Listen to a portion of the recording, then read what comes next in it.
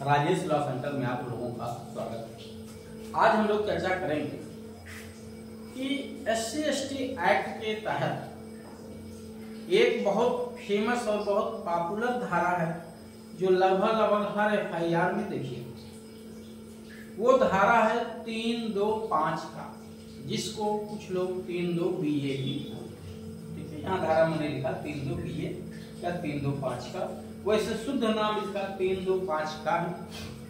इन धारा 3 की उपधारा 2 और खंड 5 का ये बाद में 2016 में धारा जोड़ी। ये धारा समझने के लिए आपको SC/ST एक्ट की जो शेड्यूल है इससे जुड़ा हुआ उसको समझना पड़ेगा। इस धारा के मैंने ऊपर टाइटल दिया है 25 आधार। इसका मतलब क्या है? यानी 25 दशाएं ऐसी हैं, 25 ऐसे कंडीशंस हैं, वो 25 शर्तें हैं, वो 25 दशाएं हैं, वो 25 प्रकार हैं। जब अगर कोई अपराध हुआ है तो 325 का लग जाएगा।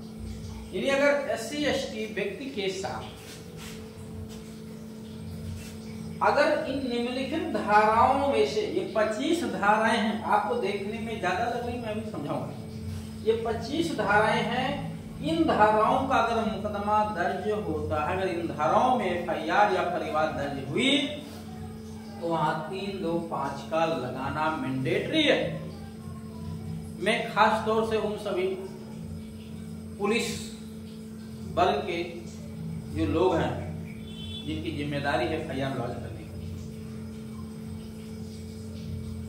उसको जरूर इस वीडियो के माध्यम से संदेशित करना चाहता हूं कि गलत धारा लगाने से बचें, क्योंकि अदालत में अगर आप IU के रूप में जाएंगे तो आपसे अदालत पूछ सकती है, और धारा अगर गलत लग गई है तो वहां बदनामी होगी, जवाब नहीं दे पाएंगे आप।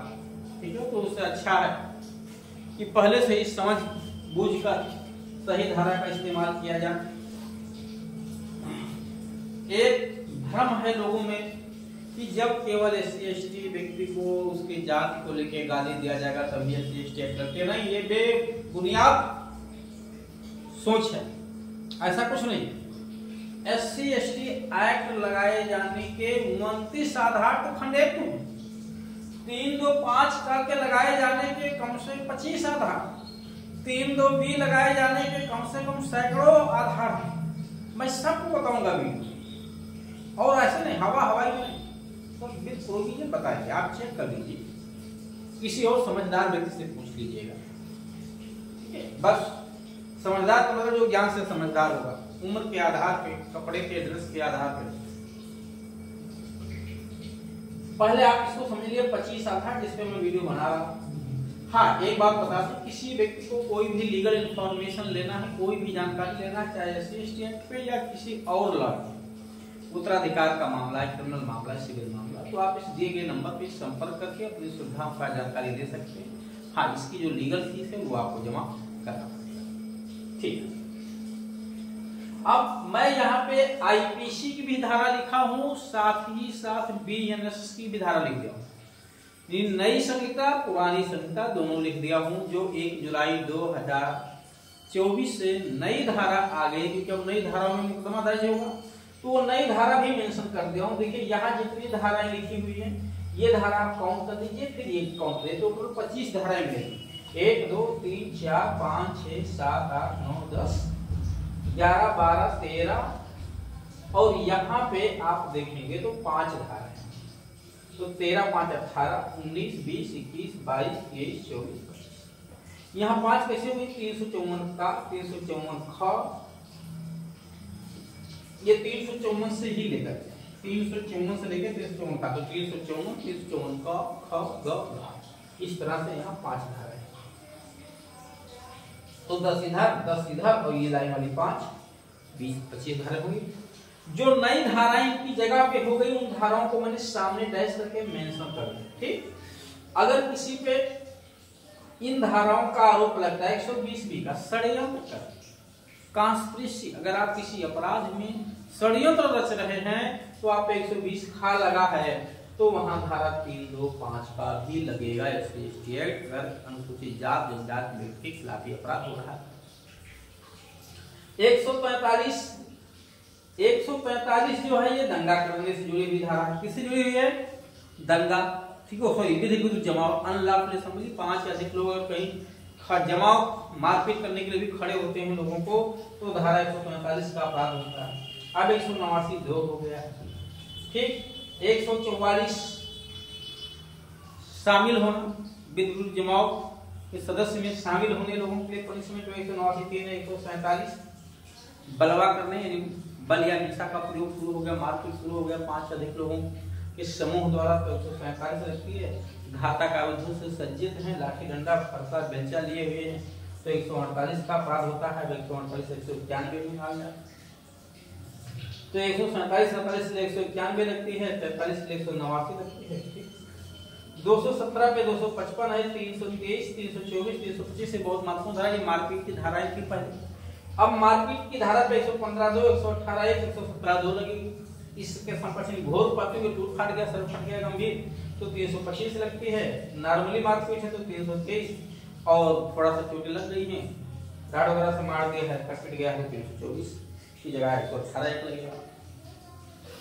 326 यानी अगर SC/ST के साथ मारपीट भी किया गया है, बलवा किया जा रहा है, विधिक विरुद्ध जमाव कर लोग षड्यंत्र कर रहे हैं, 326 का एसिड फेंकने का प्रयास कर रहे हैं, 332 ये सब उपाधि से जुड़ी धाराएं, 341 घेरना रोकना रास्ता अवरुद्ध करने पे, 354 छेड़खानी की कोई भी धारा, ठीक है, महिला का पीछा करना, छेड़खानी करना, इस तरह का कमेंटबाजी करना, जो अब धारा 74 75 76 77 78 हो गया है, अगर ये धारा लगेगी इसके संपर्क।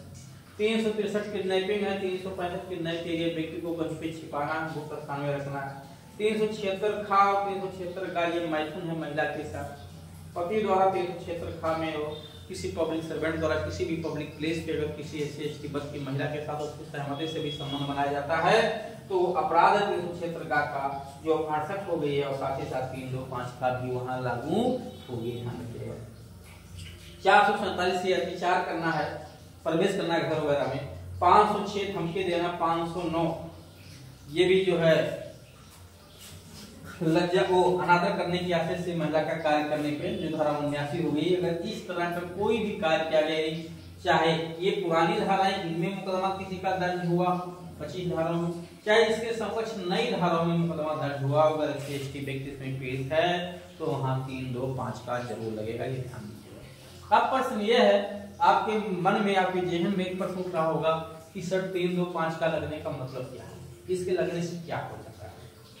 इसके लगने का दो प्रभाव है, एक का कोई बहुत ज्यादा मतलब नहीं है, दूसरे का भी मतलब है। क्या? एक जो उस अपराध में इन धाराओं में जो सजा लिखी है वही दी जाएगी, साथ ही साथ जुर्माना मैंडेटरी हो जाता है दिया जाना। अब ये बात पुलिस अधिकारियों के लिए नहीं जरूरी, ये बात अदालत के लिए जरूरी है, ठीक? या फिर जाने कितना सजा मिलेगा आरोपी को, या आरोपी समझे हमें कितनी सजा मिलेगी। ये धारा अगर 325 का लग गई तो जिस धारा में आप पर केस लगाया गया है उस धारा में जितनी सजा है वो सजा आपको दी जा सकती है, साथ ही साथ जुर्माना भी दिया जाएगा, बिना जुर्माना के काम नहीं चलेगा। तो कारावास प्लस जुर्माना मिलेगा अगर 325 का आपको लग गया है, ये प्रभाव है। राहत राशि में अगर 325 का नहीं लगती है, केवल 31 आधा, ठीक है, WAC कोई धारा लगी हुई है, ऐसी स्थिति में राहत राशि कम होती है, 325 का लग जाती है तो राहत राशि की संख्या बढ़ जाती है। अब अलग अलग केसों में अलग अलग हो जाता है, बट 325 का लगने से जो राहत राशि मिलना है, उपचार मिलना है, वो संख्या बढ़ जाती है। और अपराध को नॉन कंपाउंडेबल है, ये आप लोग जान रहे हैं अच्छे से, ठीक है, कुछ हमें बताना नहीं है।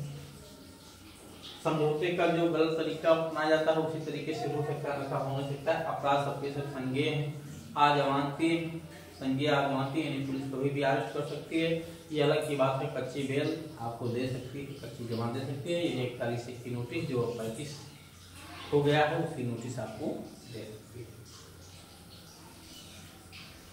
तो इस तरह से उम्मीद है कि बात आपको समझ में आई, किसी को कोई कंफ्यूजन नहीं होगा। 325 का कब लगाया जाना है, आंख मूंद के आप बिल्कुल तुरंत देखिए कि ये 25 धाराओं में से अगर कोई भी धारा मिल गई, इन्हें जितनी धाराएं इनमें से कोई भी धारा मिल गई, वैसे सब सेम है, जो बात इसमें लिखी वही बात इसमें लिखी। ये पुरानी संहिता है, ये नई संहिता। तो जो धारा इसमें से कोई भी धारा FIR में मिल गई, तहरीर में मिल गई कि कोई धारा बढ़ रही है, और वो धारा अगर आप इसमें से लिखते हैं तो 3 2 5 का जरूर लगा दीजिए आंख मूंद के।